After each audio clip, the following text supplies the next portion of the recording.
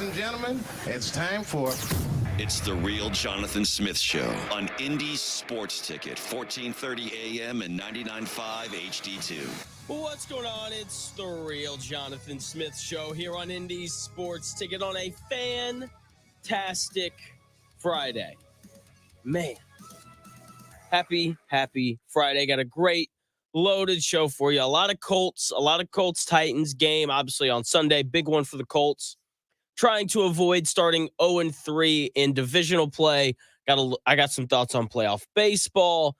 More things are happening with the Jets. They're the best content going right now. The New York Jets are. I mean, just new crap happens to them every single day. I've got thoughts on the latest development there. Zaire Franklin, please stop talking. Just go win a couple football games. That would be greatly appreciated. Talking a little bit about that as well. But let's start with what is the biggest storyline for the Indianapolis Colts heading into their week 6 games against the Tennessee Titans. Injuries, right? That has kind of been the biggest storyline for the Indianapolis Colts this season. Of their 22 starters on offense and defense, 13 of them have missed at least one game this season, and that mark is going to reach 14 on Sunday, because it seems like the Colts are going to be without their two best wide receivers, Josh Downs, who missed the first 2 games of the year, and now Michael Pittman Jr. is now going to miss multiple games with a lower back injury, right? This isn't, this is old news. Like, we all knew this. Jonathan Taylor didn't practice again yesterday. Kenny Moore didn't practice yesterday after being a limited participant on Wednesday. Kwity Paye was a limited participant again. Anthony Richardson was finally a full participant at practice. It looks like he's going to be the starter against the Titans. Trey Sermon, he was a full participant yesterday after not practicing Wednesday, and Braden Smith, right tackle, was a full participant after not practicing on Wednesday. We're going to see Anthony Richardson on Sunday without his 2 best wide receivers and without the best player on the offense, Jonathan Taylor. Okay, he's going to have his full offensive line, though, minus Will Fries. And so, there's going to be a lot of opportunity this week for young Colts players, guys trying to, kind of solidify themselves in the receiver rotation. And when you're young and you're given opportunity, it's important to capitalize on it. It just is. I'm 24. Okay. A year ago, I was sitting behind a board producing a news talk radio show. It paid the bills, but I got to be honest, it wasn't exactly what I wanted to do. Okay. Politics are important. There's certainly a place for those things. But for me, I just didn't want to sit behind a board and listen to some guy talk about, immigration for 3 hours. That just doesn't line up with my interests, right? But the show, the job, it paid the bills. And eventually, through working through that, I was offered an opportunity to host this show and to produce the Dan Dockett Show. And when I first showed up, they let me host a show for an hour at 9 o'clock at night. I was on from 9 p.m. until 10 p.m. And I did well enough with that they gave me an opportunity to host a show from 11 to noon. Right. And then from there, I improved, did well enough from 11 to noon that they now let me host from 10 to noon. It's great. You have to make the most of your opportunities. And a bunch of these young players, a bunch of guys that Chris Ballard just recently drafted, these guys are going to have opportunities to play. Players like Anthony Gould may get to play a little bit. Ashton Doolin, who we've seen some this year, he's going to have opportunities on the field. A.D. Mitchell, he's going to play a lot more. Right? They have an opportunity on Sunday to play well and to force Shane Steichen and the rest of this offensive coaching staff to play them more. Alec Pierce is the guy that I'm really kind of looking at to step up. Up till this point in the Indianapolis Colts season, he has been one thing for the Colts, and that's it. He's been a vertical threat who's won downfield. Okay, and that is an important thing to have. It is. But I'm going to assume that Alec Pierce wants to be more than the guy who runs straight and catches balls 40 yards down the field. Okay, I'm assuming he'd like to be a wide receiver 1 at some point, which he isn't right now. But he's going to have an opportunity to be that on Sunday. He's the only receiver that's going to play on Sunday that is produced at any sort of level this year. Okay, he has produced more than any other receiver that's going to take snaps on Sunday. He's going to be given the opportunity to be more than just a vertical threat downfield. Okay, we're probably going to see him watch curls and out routes and slants and all these other different things. And he's going to have an opportunity to capitalize that and to demand more targets outside of him running a go route. Okay, and the good news in this is it seems like Anthony Richardson likes throwing him the football. And he's going to have plenty of opportunities on Sunday to capitalize and, be more than just a guy who wins downfield, even though, once again, it is important to have that. The other guy that I think everyone is intrigued to see on Sunday, right? A couple months ago, we would have been excited, but now I think we're just kind of intrigued to see what he's going to do. And that guy is A.D. Mitchell. The narrative on him, it's crystal. He makes business decisions. He's not tough. He's not a competitor. He won't put his body on the line. This is why he fell in the draft.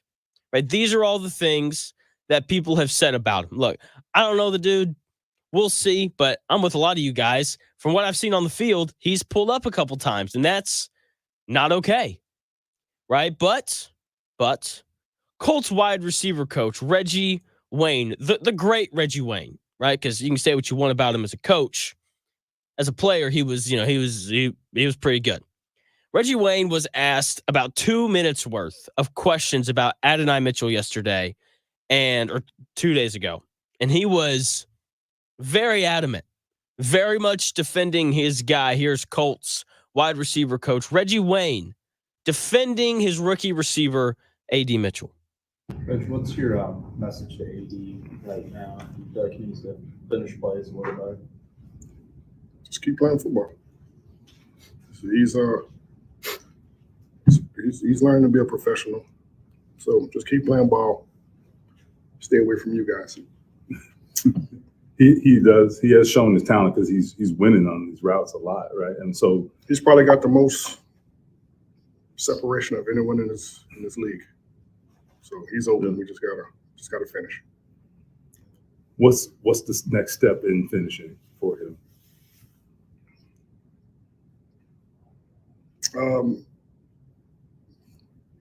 The next step of finishing is the ball in his hand. Just, catch the ball and be a football player. I mean, until you have the ball in your hand, there's not much you can do, So, the ball is thrown his way. He's got to finish the route, and finish the catch, and finish the run, So he's got to make sure he does his part and everything else take care of itself. Reggie, do you think he shied away from contact at all, catching the ball? No, he'd be good. Because they mentioned on the broadcast, which you can't get hung up on, the alligator arms. Once you get that reputation, isn't it tough? No, they say the same thing about me. That's why on Monday nights and Sunday nights, I don't listen to the games with the volume up. I call the game myself. Did you see anything at Texas about the lack of finishing plays? We should have watched it together. He was a player. He's a player now. That's why we drafted him. We got a steal in the draft. I mean, just keep watching.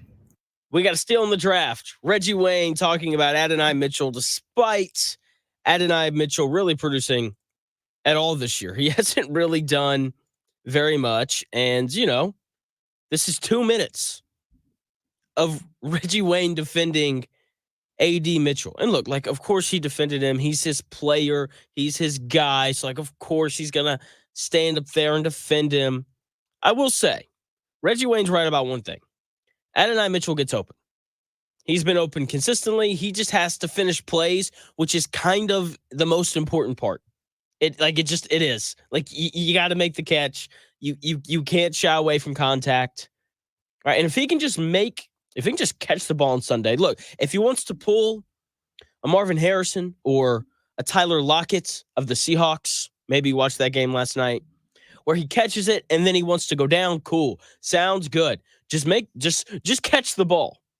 Please just catch the football. If he can finish some plays, I do think that he could become an important part of this Colts offense because the dude's blazing fast, 4.3 speed, right? Like this is a guy who can do things after the catch, and he's also a dude who can run by defenders. Like that's who he is. And hopefully he can get it figured out because the Colts are going to need him on Sunday. But if he doesn't step up, there are other options. Ashton Dulin hasn't played a ton this year, but I like it when he's on the field. He's tough. He's fast. Okay. He, like I said, he hasn't been on the field a ton this year, but he's got a receiving touchdown that came against the Texans where he caught that, deep over route and then just kind of ran away from everyone on his way to like a 65-yard touchdown reception. Okay. Like he's fast. He, clearly has some after the catch ability. He doesn't make business decisions. If he's in and there's a run play, he blocks well. Like he's a good player, but he hadn't played a ton. Okay. And like I said, he's fast. He's a 4.4 guy. That's what he ran at the combine. And unlike A.D. Mitchell, I've seen him finish plays in his limited opportunities. And hopefully we can see him a bit more on Sunday. I think that we will because despite what Reggie Wayne just talked about there for 2 minutes, I do think that there's some concern within that coaching staff about A.D. Mitchell, right? Like he's got to finish plays. We've seen Ashton Dulin do it. This is week 6. This isn't a must-win game, but the Colts would rather be 3-3 than 2-4. So I think we're going to see a little more Ashton Dulin than we do A.D. Mitchell, especially if A.D. Mitchell gets off to a slow start. Another guy we haven't seen play a ton this year for the Colts that we could see on Sunday is going to have a real opportunity, and I'm excited for, honestly. Anthony Gould, rookie receiver out of Oregon State. You've seen him on kickoff returns and punt returns. That's why he was drafted. Okay, he was drafted to return kicks. We haven't seen Anthony Gould do anything other than return kicks this season. Okay, during the preseason, however, after Josh Downs sprained his ankle, thanks to Nick Cross, let's not forget about that, they let Anthony Gould run with the ones in the slot. Right, which makes sense because that's just kind of what he projects as. He's my size. He's 5'8", 174 pounds. I am 5'8", 174 pounds, trying to get it down to like 160, but hey, that's a work in progress. Anyway, he's my size. Like you're not playing outside in the NFL if you're my size. Like you have to, you got to play in the slot. All right, that's just how it is. The difference between me and Anthony Gould, though, is he runs a 4.3 and I do not. So we're going to see him on Sunday. He's incredibly fast. He's incredibly explosive. He wouldn't be returning kicks if those two things weren't true. I think he's going to get some opportunity on Sunday to play. I don't think he'll start. I do think that we'll see him rotate in if the Colts decide to go 4 wide or anything like that. I also think we're going to see a heavier dose of Kylen Granson, probably the best receiving tight end that the Colts have, right? Because they just need reliable guys that they've seen make plays before, right? Because like when I'm running through these receivers, we've seen Alec Pierce make plays. That's really it. Like we haven't seen A.D. Mitchell make a ton of plays. We haven't seen a ton of Ashton Dulin. Anthony Gould he doesn't have a reception on the year. So I think we're also going to see a little bit more of a reliance on the tight ends. Maybe that's Mo Alley Cox, who scored last week. Maybe it's, Ogletree. Maybe it's Granson. That's kind of who I think it's going to be because he does seem like the Colts' best receiving tight end. Okay, so I think we're going to see a heavier reliance on the tight ends. They're going to have an opportunity to kind of step up and fill that possession receiver void that Michael Pittman Jr. leaves in this Colts offense. Finally, though, the guy that it really all comes down to is Anthony Richardson. He's shown some flashes. Even the people who don't like him and don't think he should be the starter have to admit that. He's shown flashes of doing some pretty absurd things. And he has an opportunity on Sunday to silence a lot of people.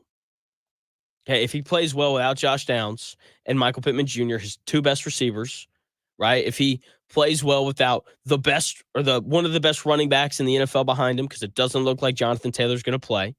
if he wins the game or puts up a ton of points without those three players, it's going to go a long way in creating some confidence, probably for him in himself, but also for these fans in him. Dan put out 2 polls yesterday, and I checked these last night. I haven't checked them since.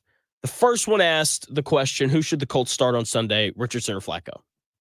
Over 1,000 people voted. Flacco got 68% of the vote.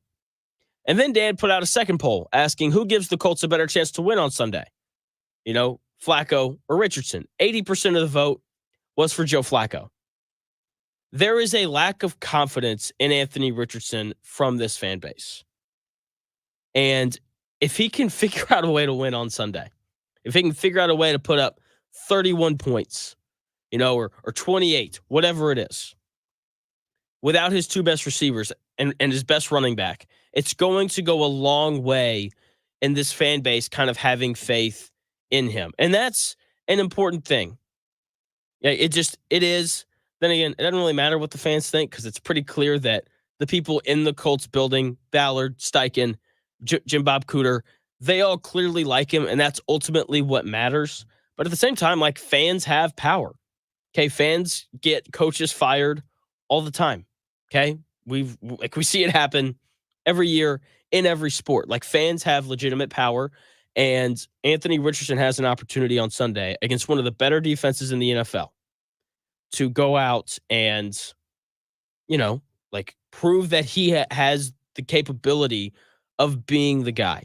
Of everyone who has an opportunity to prove something on Sunday, Anthony Richardson has the biggest opportunity. If he goes out and he throws for 280 yards, no picks, a couple touchdowns, and he runs for another, that's going to go a long way in creating confidence in this Indianapolis Colts offense with Anthony Richardson under center. I've got more stuff on the Colts and Titans. I know we're all concerned about the defense, but I have a counter to it.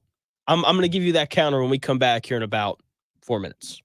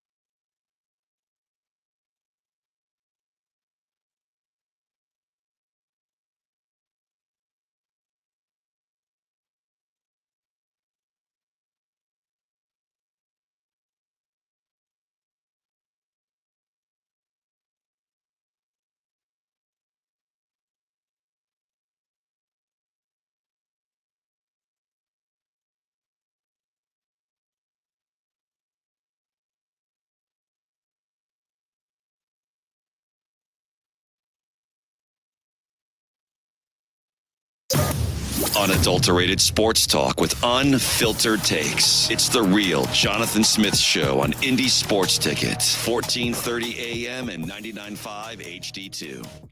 What's going on? It's the real Jonathan Smith Show here on Indy Sports Ticket. Hope you're having a nice week. Happy Friday. Hopefully the weekend's good. We don't have any IU football on Saturday to make up for what could possibly be a disappointing Colts day on Sunday. But I've got some thoughts. Obviously, like I wouldn't have a radio show if I didn't have thoughts. I've got lots of thoughts on Colts and Titans. And when I was in college, I had, I played baseball at a Division II school in the middle of nowhere. But I had a teammate. His name was Chance Junkerman. He was the GPA booster, which if you don't know what that is, he was really smart and he made our team GPA look better than what it actually was. He was a GPA booster who pitched. He was left-handed, and his fastball topped out at 77 miles an hour. Look, you probably don't know very much about Division II level baseball, but that is not a Division II level arm. And, because you only have so many pitchers and you have to give guys rest days, in the fall, we would have inter-squad days where he'd have to pitch most of the time 2 innings. Occasionally he'd get 3, just kind of depending on how many guys were hurt.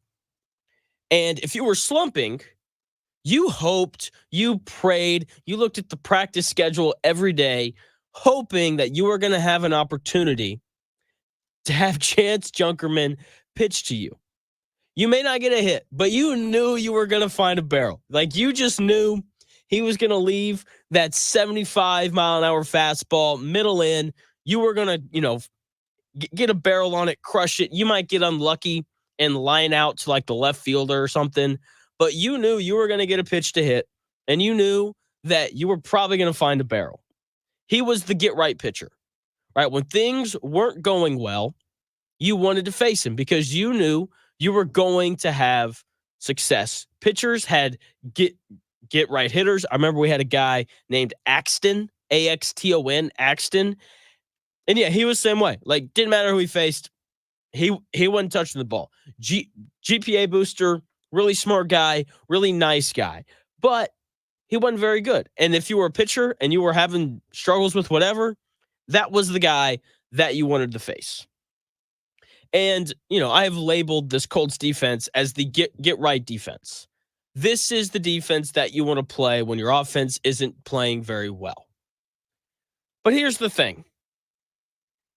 The Tennessee Titans have the get right offense. This is the offense that you want to play when your defense isn't playing very well.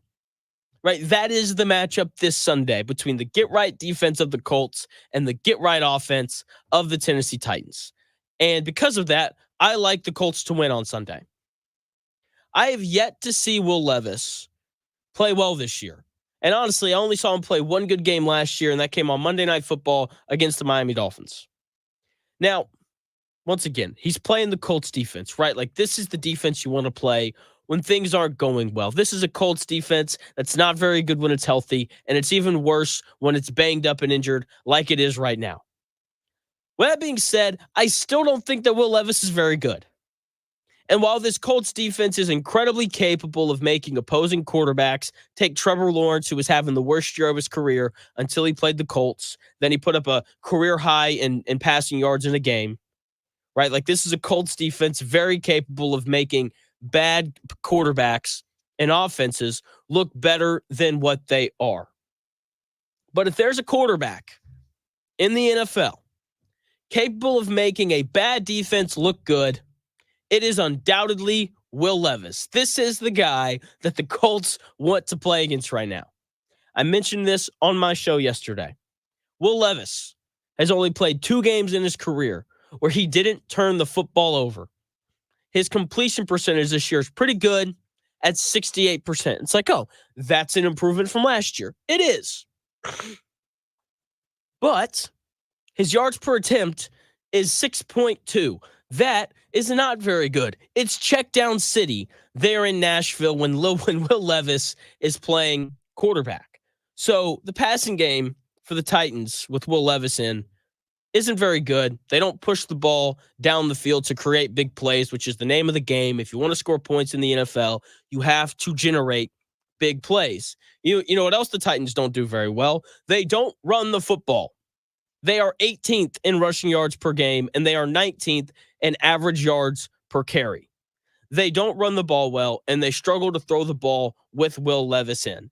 This is not a good offense. This is the offense you want your defense to play when things aren't going very well. Okay, at least, when the Colts played against Jacksonville's offense, last week, going into that game, we knew that Jacksonville had the ability to run the football. Going into that game, they were averaging 5.7 yards a carry, which was second best in the NFL at that time.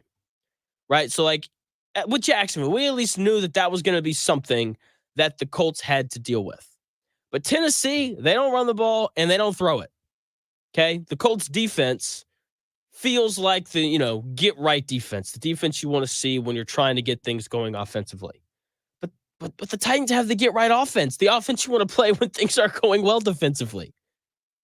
Right? And it like that's who they are when Will Levis plays. This defense has a real opportunity to respond after a bad showing last week. Okay, Gus Bradley knows that he's coaching for his job. Okay, he knows it.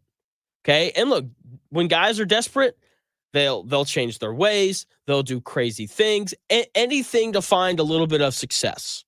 So because of that, I'm expecting for this Colts defense to be prepared this week because Gus Bradley's job depends on it. Offensively, when it comes to the Colts, I expect for them to be fine no matter who plays quarterback. Okay, Shane Steichen hasn't been in Indianapolis very long, but he's won games with Gardner Minshew, who's now backing up Aiden O'Connell in Las Vegas, which is nuts. The fact that Shane Steichen won 9 games with Gardner Minshew as his quarterback for most of the year, who now can't beat out Aiden O'Connell for a starting quarterback job. Come on now. He's won games with Anthony Richardson, Shane Steichen has. He put up 34 points with Joe Flacco last week. I trust Shane Steichen to figure out a way to score points no matter who's playing quarterback. He hasn't been here long, but I do think that he's earned that trust from us so far. Okay, they were 11th in points per game last year with a quarterback that can't beat out Aiden O'Connell for the starting quarterback position in Las Vegas. Okay, that is impressive. Okay, Anthony Richardson is going to start on Sunday. Okay, which is a good thing. I think he's going to give the Colts a chance to win. Okay, is that chance better than what Joe Flacco would give? I don't know. But his ability to extend plays, to buy time, to give these young receivers who haven't played a ton just a little bit extra time to get open, that is a good thing. That is going to help the Colts this week. Doesn't seem like Jonathan Taylor's going to play. So Anthony Richardson's running ability and the threat of him running the football is going to be impactful in that aspect. Even if he doesn't run the ball at all this week, the Colts rushing offense will be better just because the defense has to pay attention to Anthony Richardson and his ability to keep the football and take off at any time. Okay, hopefully, if he does run this week, he's learned his lesson and he'll start sliding. Right? Certainly, at some point, this is going to click. Trey Sermon being back at practice yesterday, being a full participant, that's nice, right? I already don't like being down Jonathan Taylor. It'd be even worse if the Colts were relying on Evan Hull and Tyler Goodson. That would be not good at all. Okay, so I think the Colts are going to be able to figure out a way to run the football since Anthony Richardson is in the game. Okay, and here's the other thing with Richardson back there. They're going to make big plays in the passing game. Okay, that I think is what's going to be the difference in the game on Sunday. When you look at the receivers that are going to play for the Colts on Sunday, their slowest receiver is Ashton Doolin, who ran a 4.46 at the Combine. Their second slowest receiver that's going to play on Sunday is Alec Pierce, who ran a 4.41, so just over a 4.3 at the Combine. Those are the slowest receivers that the Colts are going to run out onto the field on Sunday. And when you have that much speed and you've got a guy in Anthony Richardson who is good at and wants to push the ball down the field, and you have a guy in Shane Steichen who wants to take these big shot plays down the field, like you're going to be explosive. And explosive plays are how you score points in the NFL. That's just how it works. Okay, so I expect for the Colts to find some stability in running the football. I think they're going to be explosive in the pass game, right? Because that's something that Anthony Richardson's good at. I think we can all agree on that. And it's the skill set of the receivers that he has at his disposal this week. Plus, like that's what Shane Steichen wants. He talks about explosive plays and the importance of being able to be explosive all the time. And he's going to find a way to make that happen. That's why the Colts are going to win on Sunday. That combined with how bad this Tennessee Titans offense is. Okay. Will Levis is bad. This Colts offense is going to hit on enough big plays to score 24 to 28 points. That should be enough against this bad Titans offense that can't run the ball and that can't throw the football. Okay? That is where I've landed. Maybe you agree, maybe you disagree. If you want to let me know what you think, head over to YouTube, Indie Sports Ticket. Join the YouTube stream, hop in the comment section, and let me know what you think of that prediction. I like the Colts. They score 24 to 28 because they make a few big passing plays down the field, and then the Colts run the ball well in the red zone, and that's how they wind up scoring. Okay, once again, big week, big opportunity for young Colts receivers, and a big opportunity for Anthony Richardson to prove to the fans and the rest of the NFL world that's watching why he was selected number 4 overall. Okay, he has an opportunity to prove why the Colts have so much faith in him as a passer and why they think that he's going to develop into one of the better quarterbacks in the NFL. Okay, I'm excited for this game on Sunday just because I have no idea what we're going to get from the Colts on Sunday. Okay, but based off of what we've seen, based off of the tendencies that we know from the Titans and from the Colts, I like the Colts to win. I think they're going to run the football. They're 8th in the NFL in yards per carry. This is a team that just knows how to run the ball, the Colts. Okay, and this is a bad quarterback that they're playing against. Will Levis might be the worst quarterback in the NFL. I don't know.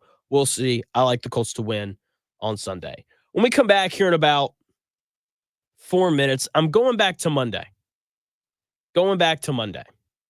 Where Zaire Franklin just said stupid things. And it bothers me. Like, just be quiet. Just stop.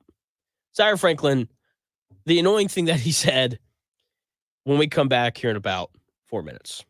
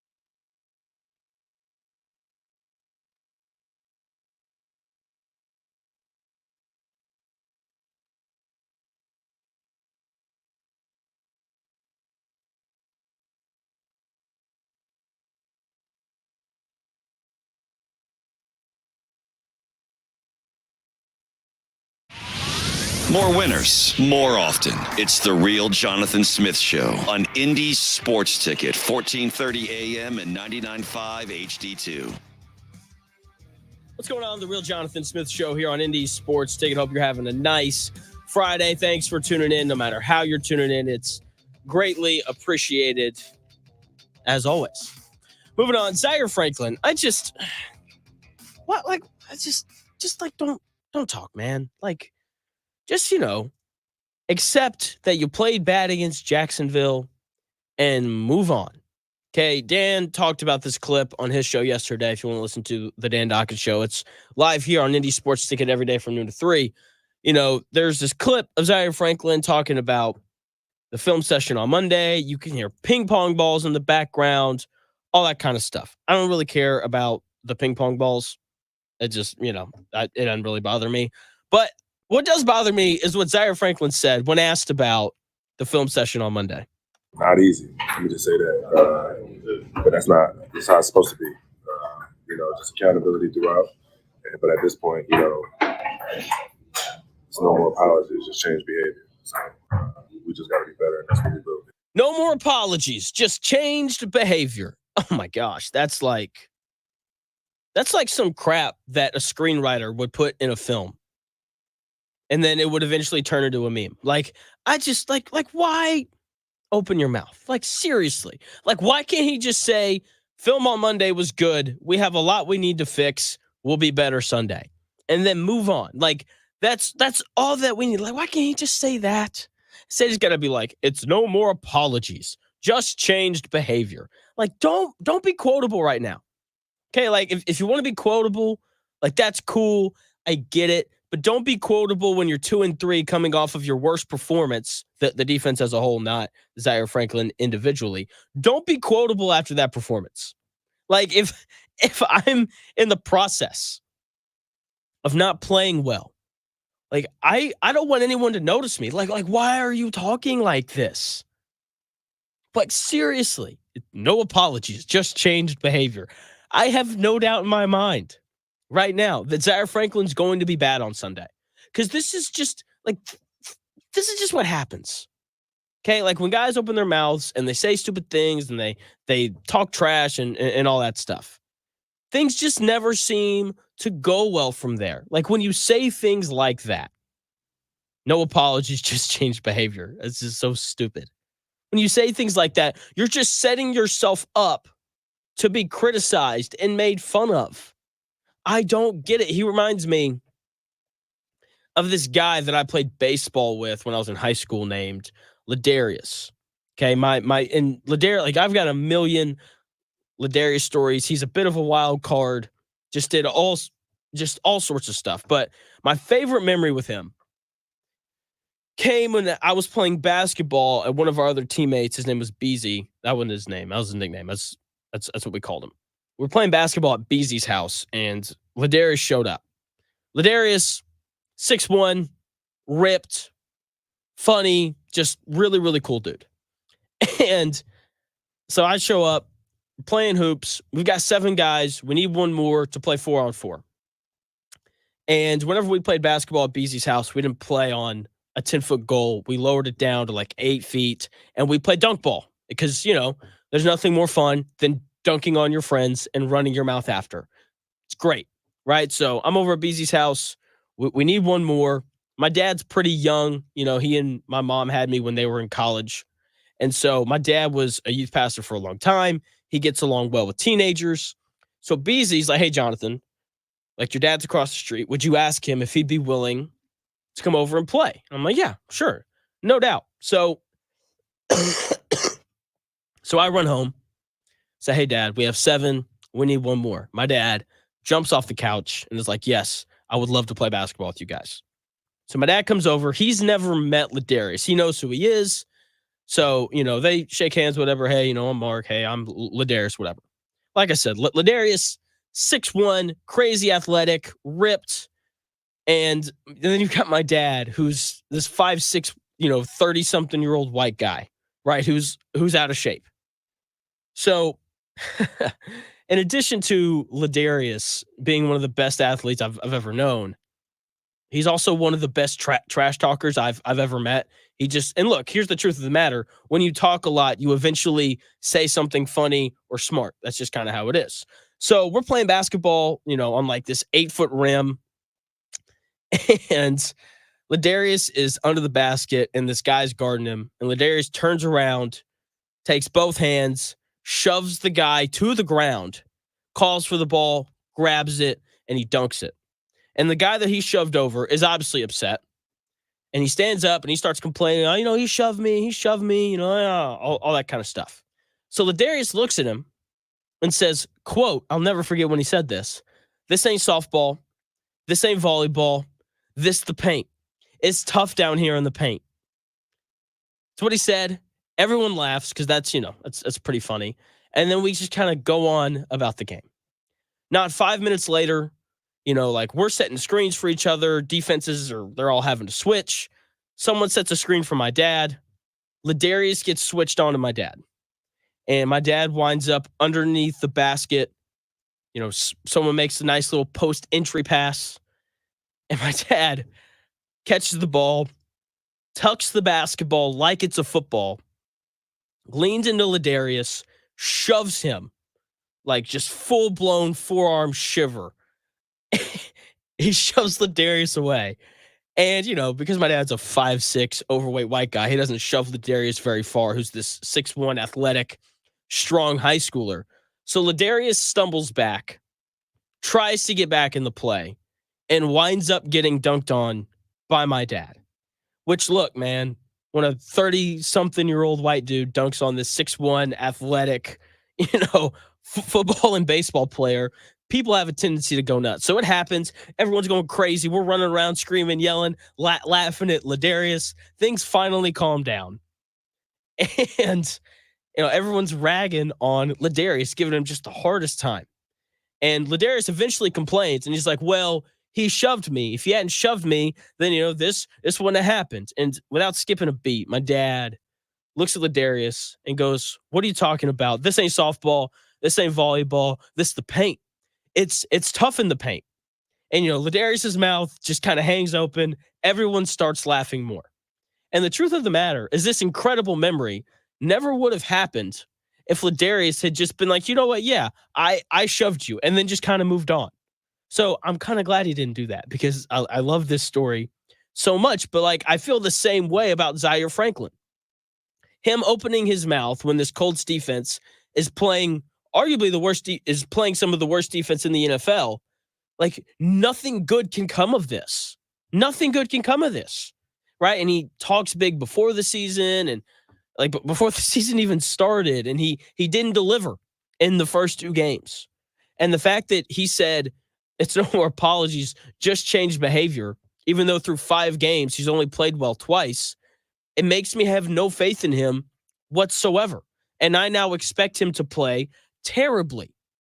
That's my expectation for him now, because that's just what Zaire Franklin does. He opens his mouth and then he follows it up by not living up to whatever the heck he said. And what's funny is after the game on Sunday, after the Colts win, it's not going to matter. He's going to walk in to the locker room. People are going to ask him, how'd you play? And he's going to have to apologize. And then I hope that there's someone there with the balls to look at Zaire Franklin and say, oh, well, what about the whole it's no apologies, just change behavior statement?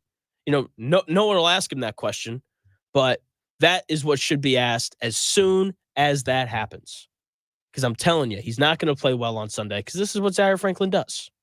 That's just who he is as a football player. He talks and talks and talks, and then he doesn't deliver on Sundays. Speaking of not delivering, Haason Reddick. Do you remember him? Robert Saleh was not the only New York Jet that got fired this week. Haason Reddick, I don't know if you remember him or not. The Jets traded for him. He's on the last year of his deal. He held out through all of training camp, all of OTAs, and he's still holding out. He hadn't played yet this year. And he's out here sacrificing game checks because he wants a new contract, and he hasn't come back to play yet. His agent let him go yesterday. They're like, hey, man, we're good. We don't need your business anymore. I think it's just so funny. He got fired by his agent. Like, dude, just play the games at some point. Like, if you want a new deal, then go earn it. Simple as that. Like, they clearly aren't going to give him one. The Jets clearly aren't going to give Haason Reddick a new deal while he's sitting out. So he needs to go play if he wants that new deal. When I was growing up, my parents didn't make a ton of money. That's not a bad thing. I'm actually very grateful for it. Okay, they sacrificed, opportunities to make money to make sure that they were always around. My mom stayed at home. Like, she was always present with my dad's job. Like, he was at all of my baseball games, all of my basketball games, all my football games. He was home on the weekends. Like, it was great. It's something I'm incredibly thankful for. But because of that, because they sacrificed making a little extra money, the downside was that, like, we just didn't have any extra money, which was, fine. And if I wanted anything and it wasn't Christmas and I asked for it, the answer was always no. Like, there was no way that, like, they weren't getting it for me. Like, it wasn't going to happen. And when I was young, I guess, I still am, but I'm talking like elementary school, early middle school. I just didn't understand. Like, hey, mom, hey, dad, can I get this new shirt? No. Okay. So, and it just didn't matter. Like, no just didn't register for the longest time. So I kept asking for things, and the answer was always no. It'd be like February. I'd be like, hey, mom, dad, I want this thing. And they'd be like, well, put it on your Christmas list. And I'm like, that's 10 months away. I don't know if I'm still going to want this then. And they're like, oh, well, then you don't need it anyway. I'm like, oh, okay, fine, whatever.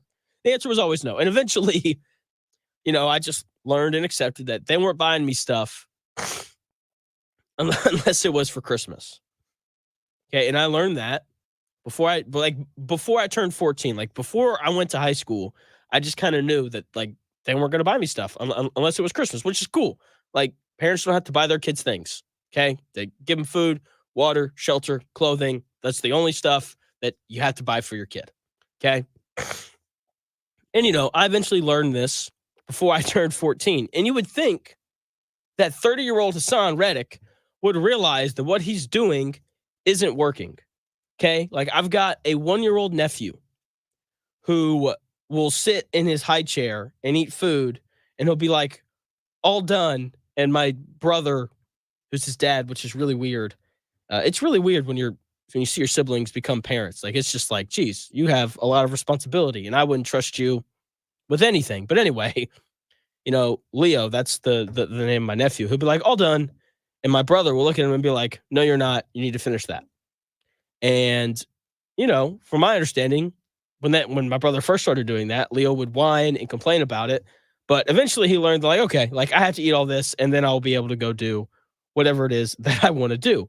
And, that's a 1-year-old. You would think that a 30-year-old would eventually learn that his behavior isn't getting him what he wants. And now it's going to be harder because he doesn't have an agent. I don't know. Maybe I just give people too much credit. Maybe that's the issue here. Like, you have to learn and, like, realize for Haason Reddick that what he's doing isn't working. Quit sacrificing these game checks. Quit getting fined. Go in, show up at the facility, be like, all right, guys, like, I've been working out. I'm ready to play. Let's get ready for Monday against the Bills. Like, that is clearly what Haason Reddick should do. He has no power, none whatsoever. And you would think that by now he would have realized that. But once again, I guess I just give people too much credit. When we come back here in about 4 minutes or so, I've got a fun list Friday that I am excited about. It has to do with playoff baseball, which is going decently well. I hate that the Mets beat the Phillies. I hate that the Yankees beat the Royals because I can't stand the Yankees. And when it comes to the Mets, I don't mind the Mets. I just really like Bryce Harper and the Phillies. But, that's going on. The Tigers are still alive. We've got Game 5 for that on Saturday. We got Game 5 tonight between the Dodgers and the Padres. Winner advances, loser goes home. Game's in LA. That game's going to be incredible. I cannot wait for that game tonight. The game starts at 8 o'clock. It's really the only sporting event that I care about tonight, which is kind of weird. That's, anyway. So I'm going to be watching that. So when we come back here in about 5 minutes or so, I've got my Fun List Friday on the Major League Baseball playoffs. I'll reveal that topic to you when we come back from break here in about 5 minutes.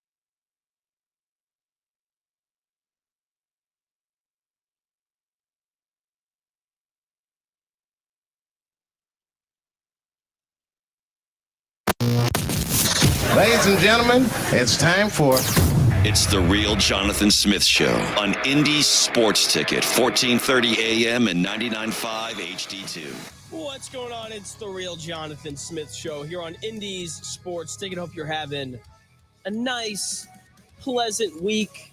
Hopefully the Colts can make your weekend better when they play against the Tennessee Titans at 1 o'clock on Sunday. Can't wait to watch that game.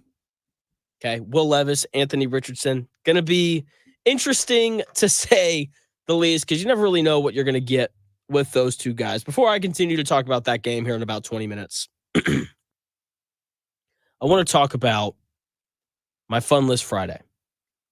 Major League Baseball playoffs are happening. And look, I don't care about the Major League Baseball regular season because it doesn't matter at all. All it does is decide who makes the playoffs. And then when the playoffs start, it's not about who is good over the course of 162 games. It's not about anything like that. It's about answering the simple question of who's hot, who's swinging the bat well right now, and who has the pitching to kind of take you over the top.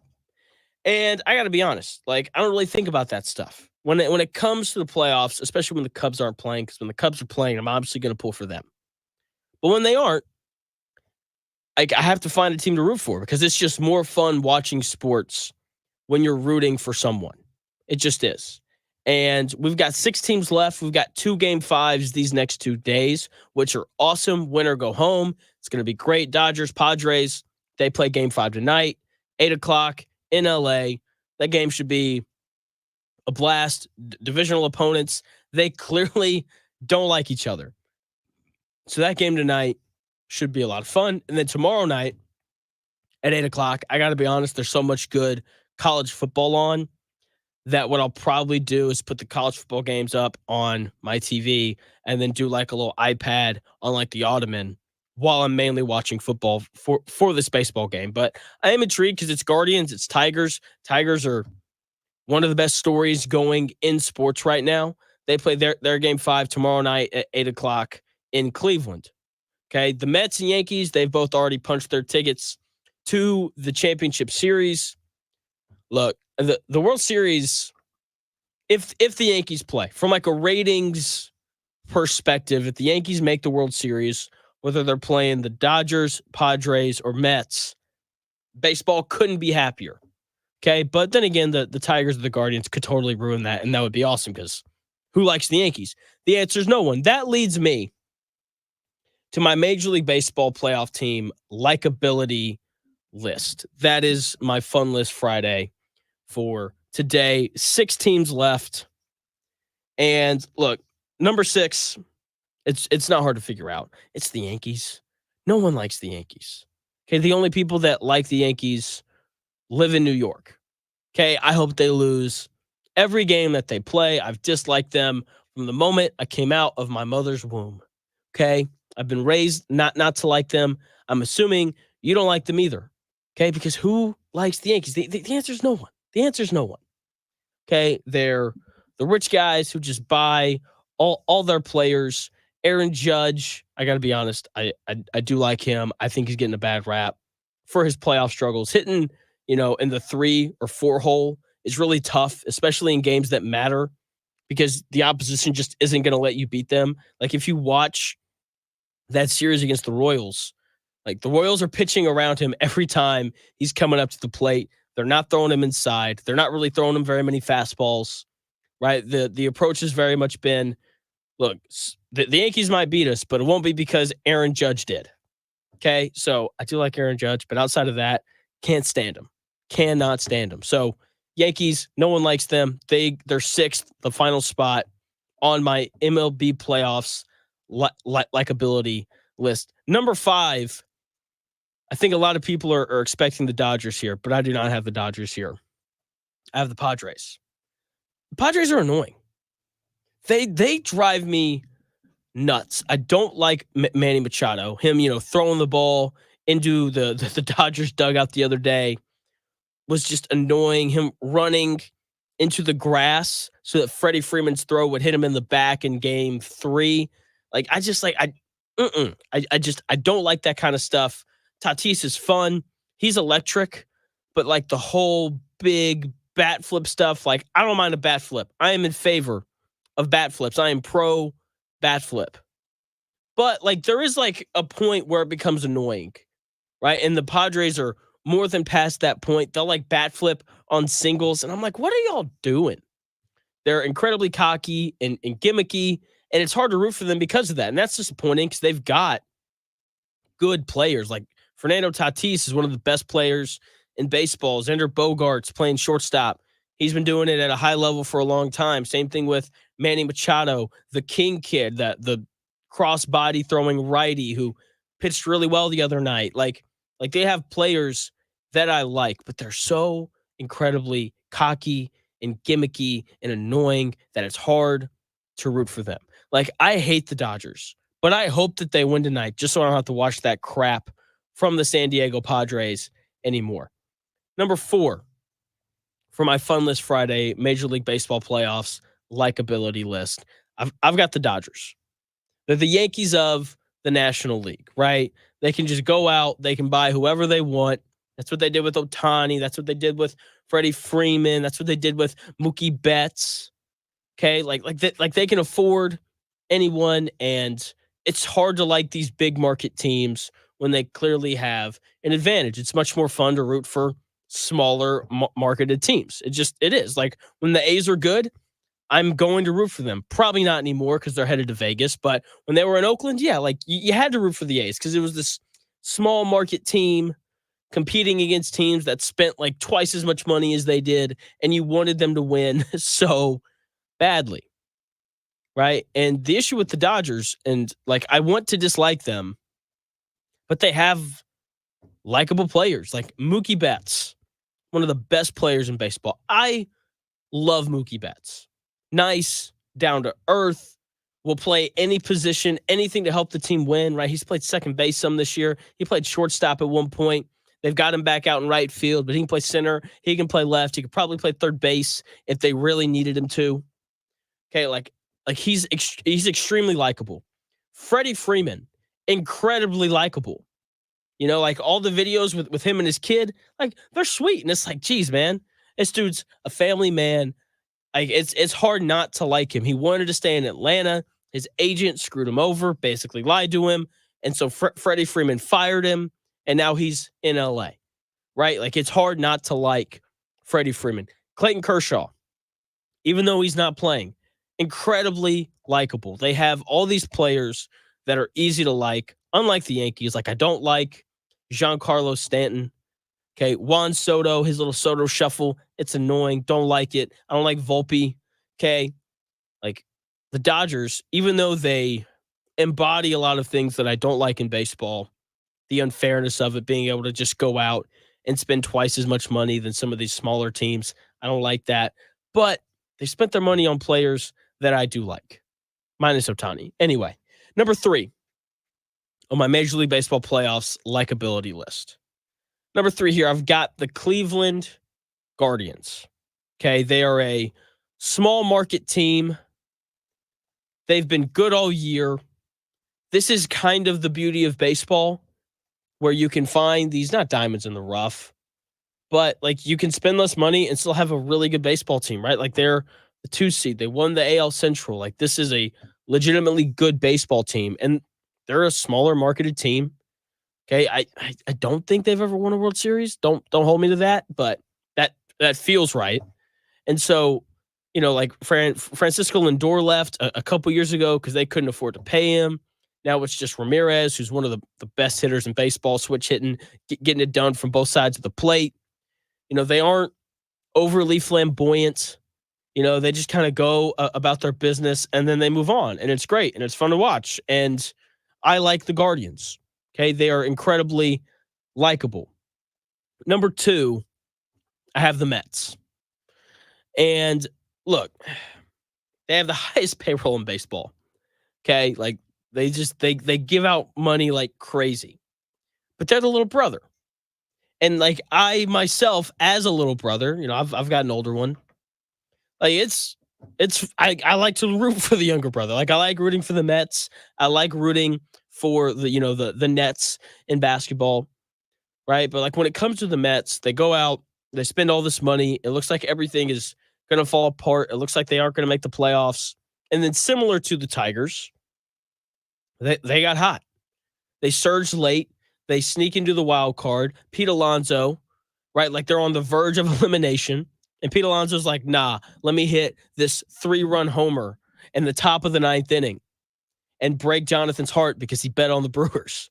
But either way, they surge late. They've had all these big moments where they've just figured out ways to win. Francisco Lindor, once again, looks like one of, if not the best shortstop in all of baseball. He's not the best shortstop in all of baseball. It was Bobby Witt Jr., but you get my point, right? And he's one of the most likable guys in baseball. You know, like if they weren't rich, because that's what the Mets are, we would view them like the Detroit Tigers. And they are, of course, the number one team on this list. Everyone's rooting for the Tigers unless you're a Guardians fan. Okay, and I don't have to go too far into depth on this. They've just come out of nowhere. Jason Benetti on Dan's show yesterday, you can find that interview if you head over to indiesportsticket.com. You can pull up that interview. Like he highlighted all of it yesterday. They've just kind of emerged out of nowhere. They had a 0.2% chance to make the playoffs, and they did. It's been an incredible story. I like AJ Hinch. I know there's people that don't because, you know, he was the manager of the Astros when all the trash can stuff happened. And I'm pulling for them like crazy tomorrow night because I want to see this Detroit Tigers team make the playoffs or make the ALCS and hopefully beat the Yankees because I can't stand the Yankees. Can't freaking stand them. So that's my list for Fun List Friday. My Major League Baseball playoffs likability list. Number 6, the Yankees. Can't stand them. Number 5, the Padres. Too cocky, too annoying, they're just over the top, and I don't like it. 4, the Dodgers. I hate how rich they are, but they've got a lot of players that are likable. Freddie Freeman, Mookie Betts, Kershaw, even though he's not pitching. You know, number 3, the Guardians, a nice small market team that wasn't projected to be this good this year. And, you know, they've been good all year, right? It really helps kind of symbolize the beauty of baseball, the Guardians being good this year. Number 2, the New York Mets, a team that kind of surged late. They've got a lot of good, fun players. Pete Alonso, the polar bear, right? Getting it done in the wild card. Francisco Lindor hitting a big grand slam, you know, to eliminate the Phillies, right? Like they're fun. I love Lindor anyway. And then, of course, number 1, the Tigers, because of just this incredible run that they've been on to close this season and to make the playoffs. When we come back here in about 4 minutes, Colts, Titans, opportunities because of injuries. I'm getting into all that when we come back here in about 4 minutes.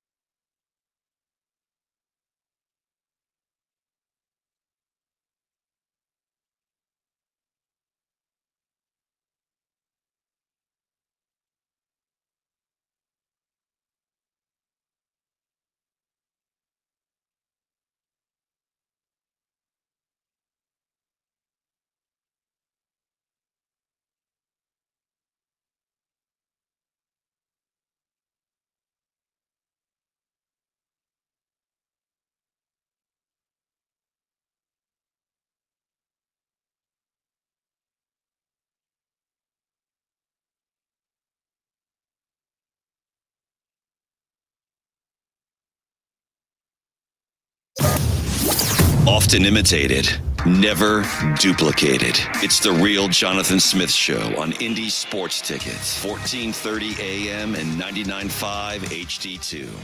What's going on? It's the real Jonathan Smith Show here on Indy Sports Ticket. Thanks for taking the time out of your day to tune in. Greatly appreciated as always. If you want to hang out with me and Dan Dockich, October 26th, big time event. We got bourbon and birdies going on. Head over to Indy Sports Ticket. Buy your ticket. A lot of bourbon, a lot of good food, all taking place at Back 9 downtown. You know, with the purchase of your ticket, you get an hour to hit golf balls in a bay. It's going to be great. Back 9's awesome. Bourbon's awesome. Great food's awesome. IndySportsTicket.com. That's where you can buy your ticket and see a full list of the bourbons that are going to be there. The event sponsored by Payless Liquors. Now, Colts, Titans, we got injuries. We got problems. But we have opportunities, right? You know, there's a positive spin on everything, right? And injuries for the Colts, like that's been a major storyline this year. Of the Colts' 22 starters on offense and defense, 13 of them have missed at least one game. That number will reach 14 on Sunday because it seems like Josh Downs is going to miss his third game of the year. He didn't practice again yesterday. And as we all know, Michael Pittman Jr. is going to miss multiple games this, in these next couple weeks because he's got some lower back thing, right? And he's going to miss his first game of the year, it seems like, on Sunday when the Colts go on the road to Nashville to play against the Titans. Jonathan Taylor didn't practice again. Kenny Moore didn't practice after being a limited participant on Wednesday. Kwity Paye was a limited participant once again. Anthony Richardson, finally a full participant for the first time since he got hurt playing against the Steelers. Trey Sermon practiced yesterday after not practicing Wednesday. And Braden Smith did the same. So this game Sunday is going to be incredibly intriguing because we get Will Levis and we get Anthony Richardson. More importantly, we get to see Anthony Richardson without his two best receivers. And we get to see him without one of the best running backs in the NFL, Jonathan Taylor. What are we going to get from him? Because he's going to be asked to do a lot. Bright side in all this is it looks like he's going to have 4 out of his 5 starting offensive linemen. Will Fries, obviously, he's on IR. Probably won't see him this year, for the rest of the year at least. And so because of this, because of all the injuries on offense, there's a lot of opportunity for these young Colts players. And when you're given an opportunity, it is important to capitalize it, especially when you're young and you're trying to establish yourself. I'm 24. This time last year, I was sitting behind a board producing a news talk radio show. And look, it was good for me, paid the bills, all that kind of stuff. But I got offered an opportunity to host a show here on Indy Sports Ticket and to produce the Dan Dockich Show. Big time opportunity. So I left my previous job because this is what I want to do. This is it for me. Right? So as a young guy who had an opportunity to go out and do something that I really wanted to do, I had to take advantage of it. And when I first showed up, the opportunity was smaller than what it is now, right? They're like, hey, you can host a show for an hour at night, and starting at 9:00. And I was like, oh, all right, sounds good. But I did that, right? Because when you're given an opportunity, you have to take advantage of it. And I did well enough with that opportunity that they allowed me to host a show from 11 to noon. And I did well enough with that opportunity that now I host from 10 to noon, Monday through Friday. It's great, right? But none of that happens unless I had taken advantage of the opportunities that had been afforded to me, right? And that only happened because I took advantage of other opportunities, years and years and years ago. And players like Anthony Gould, Ashton Doolin, A.D. Mitchell, Alec Pierce, guys who want to play more, receivers who want more targets, they have an opportunity on Sunday to play well and to force Shane Steichen to play them more. Like if A.D. Mitchell comes out, has 8 receptions for, 97 yards and 2 touchdowns, that's pretty eye-opening stuff. That's going to force the coach to play you. Alec Pierce, up to this point, has done one thing for the Colts, and he's done it well. Okay, go deep, win down the field, be this vertical threat, right? And that is an important skill to have. Okay, the best receivers in the NFL have that skill. It's an important aspect of any offense in the NFL. You have to be a threat to go deep. It allows you to run the ball a little bit better, opens up guys underneath, right? So Alec Pierce has played an important role this year, but he has an opportunity on Sunday to expand his role. Okay? Like he's likely going to be wide receiver number 1. Because when you look at the receivers that are going to play on Sunday, if Josh Downs misses and Michael Pittman Jr. misses, like he's the only guy who's really played. Seriously, like he's produced more than any other receiver that's going to take snaps on Sunday. He's going to be given an opportunity to be more than just a vertical threat downfield. Okay, and like I don't think this is a bad thing. It seems like Anthony Richardson likes to throw him the football, and he's going to have plenty of opportunities to do that on Sunday because he's going to be wide receiver number 1 because he's the only guy who's produced at any sort of level this year for the Colts. The other receiver or another receiver that's going to have an opportunity on Sunday to impress us and to, more importantly, change the narrative around him right now is A.D. Mitchell. Like the narrative on him is crystal clear. He makes business decisions. He's not tough. He's not a competitor, and that is why he fell in the draft. Okay, I've heard all those things that I just said be said by other people, right? And these narratives aren't necessarily wrong. It's early, though. There is definitely time for him to turn the tide, right? But these narratives are there for a reason. Like this is what people have seen. They saw him pull up against the Steelers. They saw him pull up against the Jags on Sunday, sticking one hand out. Like, no. You got to accelerate through the football. Go make a play. Like, that's what has to happen. But we haven't seen him do that. We haven't seen him finish plays. And because of that, Colts media is doing the right thing. They're asking questions about Adonai Mitchell and Reggie Wayne for 2 minutes yesterday. For 2 minutes, he just defended Adonai Mitchell from just a barrage of questions about his performance on the season. Here's Colts wide receiver coach Reggie Wayne defending Adonai Mitchell. Reg, what's your message to AD right now? You feel like he needs to finish plays a little better? Just keep playing football.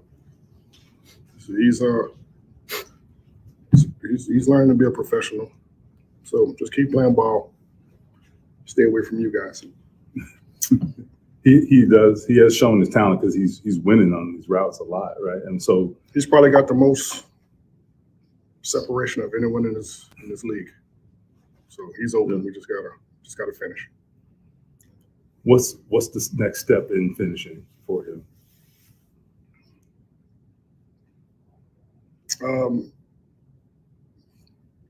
The next step of finishing is the ball in his hand. Just catch the ball and be a football player. I mean, until you have the ball in your hand, there's not much you can do.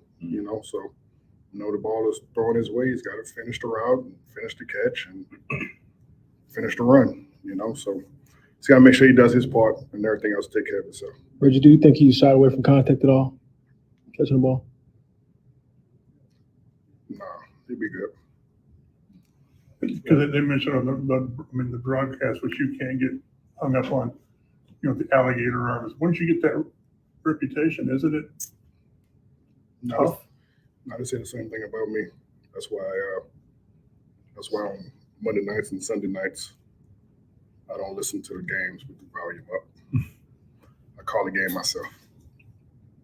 Did you see anything at Texas about the lack of finishing plays? We should have watched it together.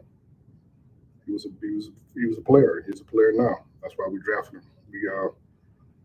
We got a steal in the draft. I mean, just keep watching. We got a steal in the draft. What words there from Colts wide receiver coach Reggie Wayne talking about and defending Adonai Mitchell, Colts second round pick this year, coming out of Texas, wide receiver. 2 minutes worth of A.D. Mitchell questions and Reggie Wayne defending him. And look, of course he's going to defend him. Okay, like that's his guy. I'm sure that the Colts wouldn't have drafted him if Reggie Wayne didn't like him. Like what's the point in having a wide receiver coach if they aren't going to weigh in on what they think about wide receivers coming out of college? Like what's the point of having one, right? And like Reggie Wayne said, I think he was right on two things. He's getting open. A.D. Mitchell's getting open. He's just not finishing plays. And like at some point, like you have to make the catch. Okay, like wide receivers don't get paid in the NFL to get open. They get paid to make catches. Okay, and if he can do that on Sunday, then that could lead to him being on the field more. Like this is a guy that I think the Colts want involved in the offense because he's like 6'2", and he's blazing fast. Like the dude runs a 4.3. He's the fastest receiver on this Colts roster, him or Anthony Gould. Like it's one of those two guys. But the difference is Anthony Gould's 5'8", and A.D. Mitchell's 6'2". Like this is a guy that the Colts want involved, and he's going to have an opportunity on Sunday to prove that he should be involved, right? And if he doesn't show up once again, and he doesn't finish plays, and he doesn't make catches, and he shies away from contact, we got Ashton Dulin waiting. I've liked watching Ashton Dulin play football this year. He hasn't been on the field a ton, but when he's been out there, I feel like he's been good. He had that long receiving touchdown against the Houston Texans in week 1. Okay, he's fast. He's a 4.4 guy, right? And I've seen him finish plays in his limited opportunities, unlike A.D. Mitchell this year. And hopefully we see him a little bit more on Sunday. The other guy that we haven't seen a ton of this year, haven't seen any of, really, but heard a lot about him during the preseason, is Anthony Gould. Okay, during the regular season, outside of kick returns and punt returns, like we haven't seen him play a single snap on offense. During the preseason, though, after Nick Cross tackled Josh Downs and Josh Downs sprained his ankle, Anthony Gould spent time with the ones playing in the slot.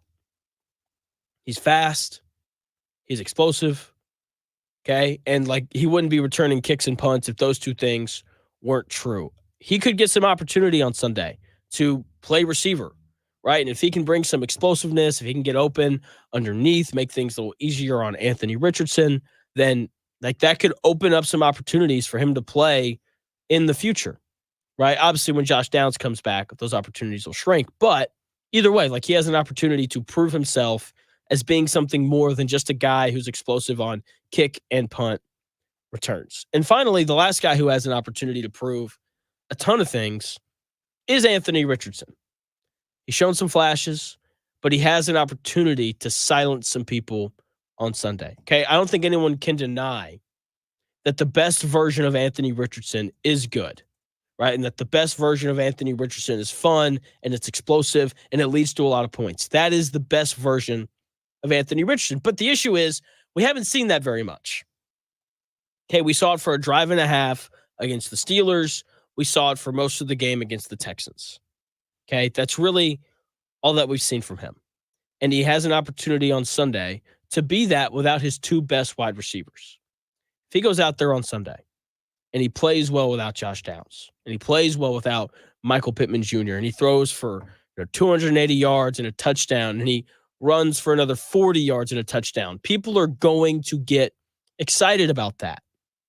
Okay, he doesn't even have to do that. If he just wins the game without those two guys, I think it'll go a long way in creating some confidence in him from the fans. Dan, whose show starts in like 30 minutes, Dan put out 2 polls yesterday. The first one, he asked a pretty simple question: who should the Colts start, Richardson or Flacco? Over 1,000 people voted. Flacco got 68% of the vote.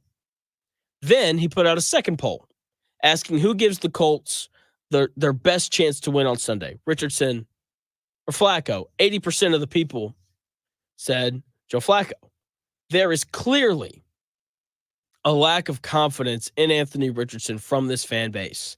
And if he's able to pick it up, play better, and a much-needed win on Sunday, without his 2 best receivers, without his star running back, Jonathan Taylor, that will go a long way in gaining some confidence from people who have questions about him. And the questions are totally justified, okay, because he hasn't been consistent enough.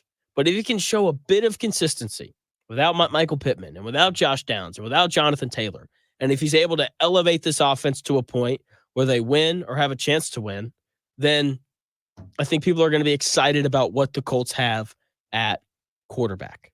Okay. Because the peaks have been really high, but the lows have been incredibly low, right? He's been just as advertised, right? But, he's been out for a week. Joe Flacco, played outstanding last week against the worst pass defense in the NFL, and people are calling for him to be the starter. And Anthony Richardson has an opportunity on Sunday to silence the people calling for Joe Flacco, right? Because if they lose or if he plays bad, it won't matter that Michael Pittman Jr. and Josh Downs weren't out there. People will just look at the box score and be like, "Oh, he's bad. Let's go to Joe Flacco." Okay, that's the reality of what's going to happen. When we come back here in about 4 minutes, I'm going to give you my official Colts versus Tennessee Titans prediction. Can't wait. It's a good one. It's a doozy. Can't wait to talk about it. Bad offense, bad defense, up and down quarterback play from both sides. The game is interesting to say the least, and I'm going to give you my official prediction on it when we come back here in about 4 minutes.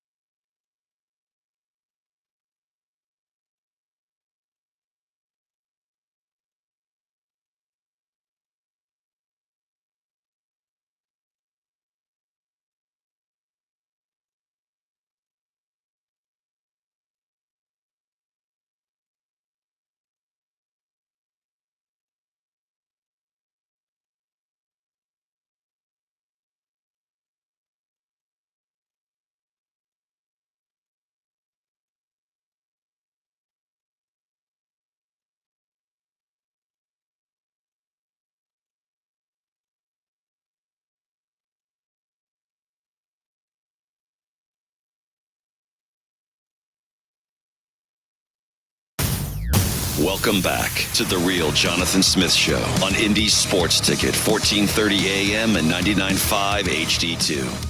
What's going on? The real Jonathan Smith Show here on Indy Sports Ticket. Thanks for tuning in, no matter how you're tuning in. It is always greatly appreciated. Head over to YouTube, search for Indy Sports Ticket, subscribe, watch the live stream, join the chat, be part of the conversation. Let me know your thoughts on what I'm about to say about the Indianapolis Colts and their matchup against the Tennessee Titans this Sunday. When I was in college, I had a teammate. His name was Chance Junkerman. He was a GPA boosting left-handed pitcher. Okay, so basically he was just there because he was smart and he made our team GPA look good. Okay, lefty, fastball topped out at like 77 miles an hour. And I'm assuming you don't know a lot about Division II baseball. It's okay. You don't need to. You just need to know that a lefty throwing 77 is not a Division II level arm. Okay, we would have inter-squad days, and Chance would have to pitch from time to time, right? Because you got to give pitchers rest days, especially in the fall when guys are kind of working their way up, getting ready for the spring. And, you know, whenever Chance would pitch, you just hoped that you were going to get to hit when he was pitching.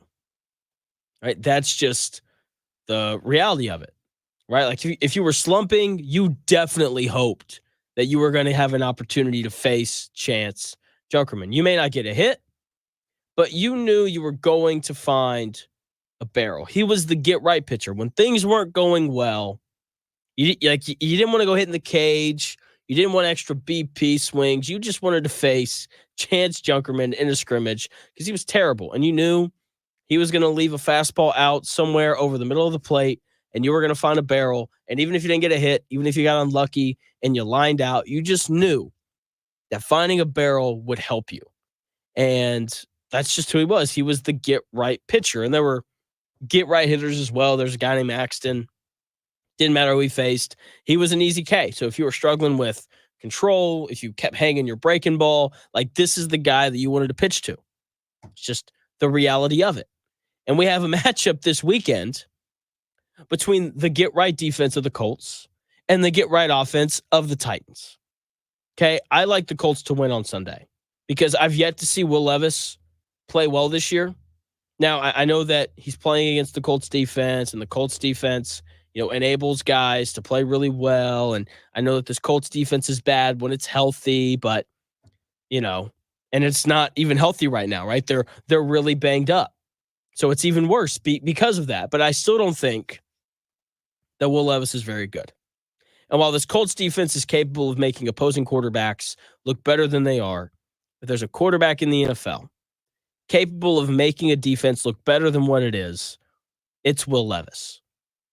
Okay, like that's who this guy is. And I mentioned this yesterday, but Will Levis has only played 2 games in his career where he didn't turn the football over, whether it was an interception or a fumble. His completion percentage this year, if you look at it, you're like, oh, he's completing 68% of his passes.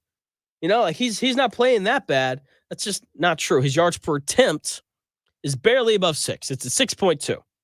It's check down city in Nashville. Okay, so the passing game for the Titans with Will Levis doesn't push the ball down the field to create big plays. They also don't run the ball very well. They're 18th in rushing yards per game. It's not very good. And they're 19th in yards per carry. Right? So the one thing that the Colts have that helps Anthony Richardson is a good run game. They're 8th in the NFL, averaging 5 yards per carry this year. Right? Like the Colts, say what you want about them, say what you want about the offense, but this is an offense that can run the football, and that helps any and all quarterbacks, especially young quarterbacks. The Titans do not have that. Okay, so they can't run the ball. They struggle to throw the ball, and they struggle to throw the ball with Will Levis. This is not a good offense. That's just the simple reality of it. And like at least with the Jacksonville Jaguars offense, going into that game, we knew that they had the ability to run the football, averaging 5.7 yards a carry on the year going into that game against the Colts. Okay, like they had something that they could lean on. The Titans have nothing that they can lean on. I've talked about this before. The best offenses in the NFL have something or somebody that when things aren't going very well, they can go to. The Chiefs have, you know, the Mahomes to Kelsey connection. The Vikings have the Sam Darnold to Justin Jefferson connection. The Colts, when Jonathan Taylor's healthy, he's kind of that guy that they can rely on. Titans do not have that. They can't run it and they can't throw it, right? And while this Colts defense feels like the get right defense, the defense that you want to play when things aren't going very well, offensively, that is. The Titans have the get right offense. This is the offense that you want to play when you're trying to get your defense going, right? And it seems like they could be that when Will Levis plays. This Colts defense has an opportunity to respond after a bad showing last week. Gus Bradley knows that he's on the verge of getting fired. Gus Bradley knows that if he doesn't turn things around quickly, he's going to be looking for a new job. That or he's going to wind up on TV. Okay, like that is where Gus Bradley is at right now. And look, when your back's against the wall and you're fighting for your job, you tend to work just a little bit harder. You tend to stay at the office just a little bit later. Okay, so because of that, I expect for this Colts defense to be ready to go this week. I expect for Gus Bradley to pull out all the stops. I expect him to do whatever it takes to keep his job, because his job depends on limiting one of the worst offenses in the NFL this week. If Will Levis and the Titans come out and look like the best offense in the NFL against Gus Bradley, he will not be here much longer. That's what you'd think, at least. Who knows what Gus Bradley is going to do. Okay? I fully expect for this defense to be prepared, and it didn't feel like they were prepared last week. Okay? Offensively, when it comes to the Colts, I expect for them to be fine no matter who plays quarterback. Shane Steichen has won games with Gardner Minshew, who's now backing up Aiden O'Connell in Las Vegas. Okay?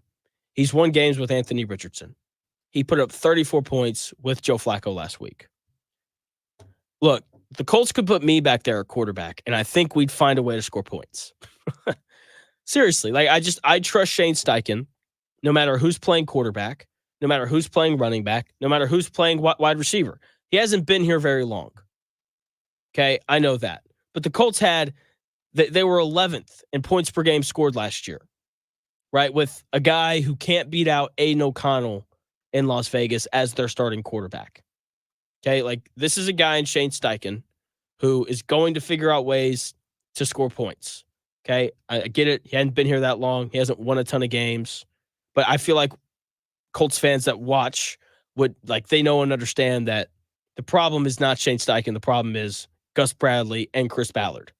Okay, Shane Steichen is going to figure out a way for the Colts to put the ball in the end zone, no matter who's playing quarterback. And it's going to be Anthony Richardson, which is a good thing. His ability to extend plays should be helpful with the lack of receiving weapons this week. It doesn't seem like Jonathan Taylor's going to play either, and the Colts run the football better when Anthony Richardson is in, because the defense has to pay attention to him as well. Okay, and his running ability, even if he doesn't run the ball, just the threat of him running is going to elevate the rushing aspect of this offense. Okay, and look, he's going to run. I'm telling you right now, Shane Steichen's going to run him. Hopefully, Anthony Richardson has learned his lesson and he starts sliding. Okay, Trey Sermon returned to practice yesterday. That's good. Okay, Jonathan Taylor's not going to play. It'd be even worse if Jonathan Taylor and Trey Sermon were both not going to play. That should help the run game. I like Tyler Goodson. Evan Hull, he's on the practice squad for a reason. I'm glad it's Trey Sermon and Tyler Goodson as opposed to Tyler Goodson and Evan Hull. Okay, being down your top two running backs, no matter who you are, wouldn't be ideal. Okay, the Colts are going to figure out a way to run the football, though, because Anthony Richardson's back there. And more importantly, they're going to figure out how to make big plays through the passing game. Okay, they are. And I think that's what's going to be the difference in the game on Sunday. They're going to have elite speed at receiver no matter who's out there. Ashton Doolin is the Colts' slowest receiver this week, and he ran a 4.46. Okay? Alec Pierce ran a 4.41. He's almost a 4.3 guy, right? Then Gould and A.D. Mitchell are both 4.3 guys. Okay? So when you have that much speed, Crossing routes have the ability to go for 40 yards. Drag routes have the ability to go for, 45 yards, right? Like they are going to be explosive in the pass game this week. I think we're going to see a lot from the tight ends as well. Maybe that's Ogletree. Maybe it's Granson. Maybe it's Molly Cox. Maybe it's Will Mallory, right? Second-year guy out of Miami. I think it's going to be a lot of Granson. I think he's proven to be the Colts' best receiving tight end so far this year. But we'll see. Like, just the guys that Anthony Richardson is going to be throwing the football to, they are naturally explosive. That is the skill set of the receivers this week. Plus, like, that's what Shane Steichen wants. He talks about big plays all the time. And that is very much within the skill set of the receivers this week. I think the Colts are going to run the football effectively behind this good offensive line. And Anthony Richardson is going to hit a couple big plays down the field, and that is going to be the difference. Colts figure out a way to score 24 to 28 points. It could be ugly. Like if we walked away from the game on Sunday and we were just like, how in the world did the Colts score, 27 points or 24 points or whatever it is, like that wouldn't surprise me in the slightest. Cause if it's ugly, I don't think any of us are going to be surprised by that at all. But the truth of the matter is that the Colts are going to create just enough big plays to be able to score 24 to 28 points. Will Levis is awful. Okay. He's going to give the Colts the football at least once, right? Like that's what history tells us. He's turned the ball over in 11 of the 13 games that he's played in his career. That combined with the Colts' big plays that they're going to make is what's going to allow the Colts to win this game. Okay. It's going to be big. They're going to be back at 3-3 with an opportunity to be 4-3 after playing the Miami Dolphins next week here back at home. Okay. So Colts win. I like it. Let's roll with it. Hopefully it's a big day from Anthony Richardson and see how things go from there. It's a big week in New York. A lot of Jets getting fired. A lot of Jets getting fired. Robert Saleh fired earlier in the week. Okay. But Haason Reddick, I don't know if you remember him or not. The Jets traded for him in the offseason. He's on the last year of his deal. He's still holding out. He's still getting fined game checks, and he hasn't come back to play yet. Well, that guy got fired yesterday by his agent. His agent was like, hey, man, we don't need you anymore. Thanks for your business, but we're going to move on. Like, Haason, just play the games.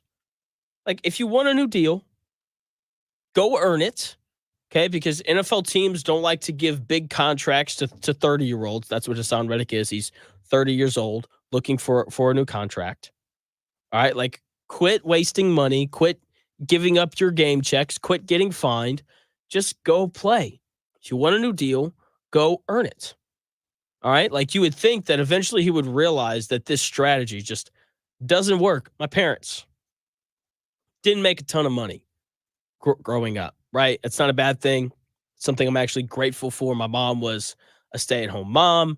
My dad was, a youth pastor. He was home all the time. They were at all my baseball games. They were able to drive me places and, take care of me and my other siblings. And, it was great. Like I had a great childhood. And I think part of that is because my parents decided to sacrifice money to make sure that they were always around. Right? And I think that's a large part of why I stayed out of a lot of trouble growing up. The downside, though, to that was like if I wanted anything and it wasn't Christmas, there was no chance my parents were going to get it for me. Right? So like when I was young, elementary school, middle school, I didn't understand that, right? Cuz like money's like I wouldn't say not real, there's just a lack of understanding of it when you're young, and you're in elementary school and you see like $100 and you're like that's a lot of money. And then you become an adult and you're like that's not a lot of money. And yeah, and so like I would ask for things when I was growing up in elementary school, middle school, and the answer was always no. And like, you just don't understand. And so you continue to ask for all these different things. And eventually, like before I went off to high school, I figured out, okay, like they're not buying me anything unless it's Christmas. Doesn't matter how much I ask. Doesn't matter how much the thing costs. Like that's just the reality of my situation. I learned that before I turned 14. You would think that 30-year-old Haason Reddick would realize that his strategy of asking for more money while not working isn't working. Like at some point you would think that he would come to this realization of, oh, maybe if I played football games and I played well and I helped the Jets win, then maybe they would give me a contract extension. Nah, I mean, like, I don't know, man. Like that might be worth a shot at this point. I think that'd be very beneficial to both you and the New York Jets. You'd quit getting fined. You would quit giving up all this money, right? And just go play, man. Like it's really not that hard.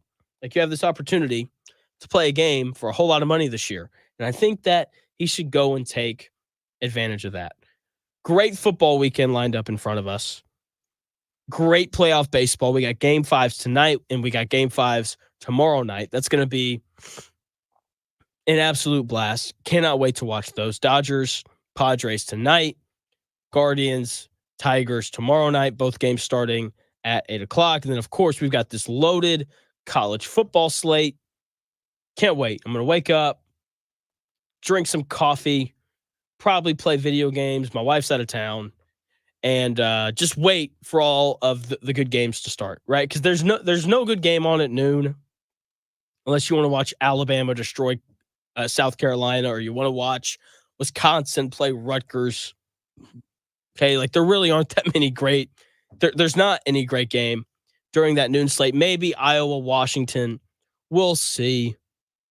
But 3:30, that's the Red River rivalry.